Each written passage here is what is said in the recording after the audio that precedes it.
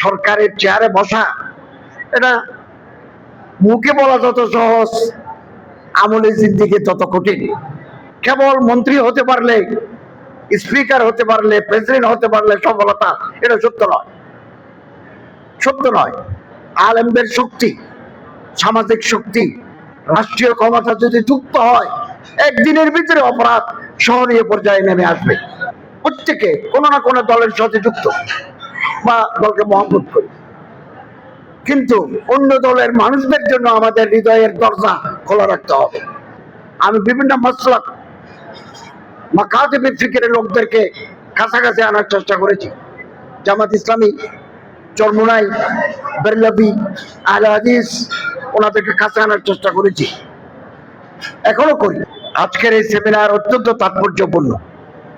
অপরাধ মুক্ত সমাজ গঠনের নিঃসন্দেহে রোজা, সওম, সিয়াম মানুষকে মুত্তাকি বানায়। আমাদেরও দায়িত্ব হবে মানুষ যাতে মুত্তাকি হতে পারে সে প্রয়াস অব্যাহত রাখা, এবং আমরা যেখানে আছি আমরা সমাজকে অপরাধ মুক্ত করার জন্য প্রয়াসী হব। মসজিদের ইমাম যারা আছেন, খোতাবা যারা আছেন, তারা সামাজিক শক্তির প্রতিভূ, ওনাদের কথা মানুষ শুনে। আমরা এটাও জারি রাখবো। অপরাধের মাত্রা আছে, কিছু আছে সিসকে চোর, কিছু আছে শীতেল চোর, কিছু আছে চাঁদাবাজ, কিছু আছে ব্যাংক লুটেরা, এরাও অপরাধের সাথে যুক্ত।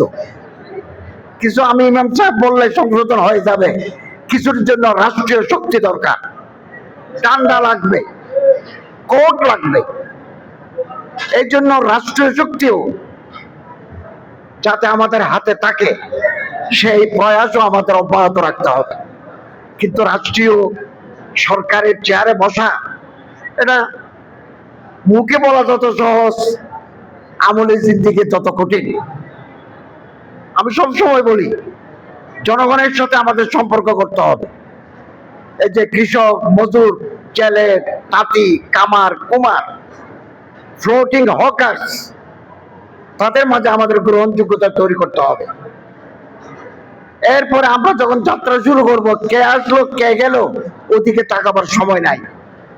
আমি কিলাহি চালাতা জানেবে মঞ্জিল মগর লোক আতে গিয়ে কাফেলা বনতা গেয়া। সফলতা আসবেই কেবল মন্ত্রী হতে পারলে, স্পিকার হতে পারলে, প্রেসিডেন্ট হতে পারলে সফলতা, এটা সত্য নয়, সত্য নয়। আপনি আমি যে অবস্থানে আছি, আমরা আনতুম ফিরে বাতিন দায়েম, আমরা যে সবসময় কাজ করে যাচ্ছি। আমি গতকাল 1000 মানুষকে ইফতার করাইছি, 700 মানুষকে এই ইফতার সামগ্রী দিছি, 3 দিন ছিলাম, যাকাতের অর্থ বিতরণ করেছি, পাবলিকের সাথে বসে এখানে বসে ইফতার করেছি। এটাই আমাদের কর্মকাণ্ড, এটাই সফলতা। ক্ষমতার চেয়ার, ফাঁসির মঞ্চ বেশি দূরে নয়, খুব কাছাকাছি। ফাঁসির মঞ্চ থেকে ক্ষমতায় যাওয়া এটাও বেশি দূরে নয়। আমাদের মনে রাখতে হবে আমাদের শত্রু তৈরি হয়েছে, মুনাফিকিন তৈরি হয়েছে, আমরা তাদেরকে চিহ্নিত করে রাখবো। রাসূল করিম সাল্লাল্লাহু আলাইহি ওয়াসাল্লামের জামানায় আব্দুল্লাহ ইবনে উবাই ইবনে সালুল, সিরাজউদ্দৌলার জামানায় মীর জাফর, এখন আরব দেশের প্রতিটি দেশে আব্দুল্লাহ ইবনে উবাই ইবনে সালুল তৈরি হয়ে গেছে। আমাদের দেশেও বাংলা একটা প্রবাদ আছে, ঘরের শত্রু বিভীষণ। বিভীষণ মানুষের নাম, লঙ্কার রাবণের ভাই। আমাদেরকে সচেতন থাকতে হবে, যে কোনো মুহূর্তে শত্রু চেনা যায়। শত্রু আঘাত করে পিঠে, মুনাফিক আঘাত করে বুকে। অতএব আমরা সাহস হারাবো না, আমাদের কাফেলা চলতে থাকবে। কামিয়াবি এটাই, আমরা আল্লাহকে রাজি করব। রাজায়ে মাওলা আমাদের মতলুব, এবং রাষ্ট্রীয় ক্ষমতা যদি হাতে আসে আলহামদুলিল্লাহ, আমরা অপরাধ মুক্ত সমাজ গঠনে এই মেশিনারিকে ব্যবহার করতে পারব। আলেমদের শক্তি, সামাজিক শক্তি, রাষ্ট্রীয় ক্ষমতা যদি যুক্ত হয়, একদিনের ভিতরে অপরাধ শহরীয় পর্যায়ে নেমে আসবে। আমরা সাহস হারাবো না, মন খারাপ করবো না। আমাদের অনেক পথ পাড়ি দিতে হবে, অনেক পথ। আমরা আল্লামা ইকবাল একটা বিখ্যাত কবিতা আছে, মিল যায় তুঝে দরিয়া তো সমন্দর তালাশ কর। দরিয়া যদি পাও তাহলে সমুদ্র তালাশ করো। बादे मुखालिफ से न घबरा आयो ख्वाब ये तो चलती है तुझे ऊंचा उड़ाने के लिए। বই হাওয়া আসবে, ঝড় আসবে, ঝাপটা আসবে, ঘূর্ণিঝড় আসবে, ঘূর্ণি বাত্যা আসবে, যত আঘাত আসবে আমরা তত উপরে উঠবো। সাংগঠনিক শক্তি বৃদ্ধি পাবে, ইমানি শক্তি বৃদ্ধি পাবে। আমি আপনাদেরকে বলি, আমরা প্রত্যেকে কোনো না কোনো দলের সাথে যুক্ত বা দলকে মহব্বত করি, কিন্তু অন্য দলের মানুষদের জন্য আমাদের হৃদয়ের দরজা খোলা রাখতে হবে। আমরা যদি within ourself confine within ourself হই, আমাদের যাত্রা পথ অবারিত হবে না। আমি আমার মন্ত্রণালয় চালার ক্ষেত্রেও এই প্রফেসর নিজামুদ্দিন সাহেব জানেন, আমি বিভিন্ন মাসলাক মাকাতিবে ফিকিরের লোকদেরকে কাছাকাছি আনার চেষ্টা করেছি। জামাত ইসলামী, চরমুনাই, বেরলভী, আহলে হাদিস, ওনাদেরকে কাছে আনার চেষ্টা করেছি, এখনো করি।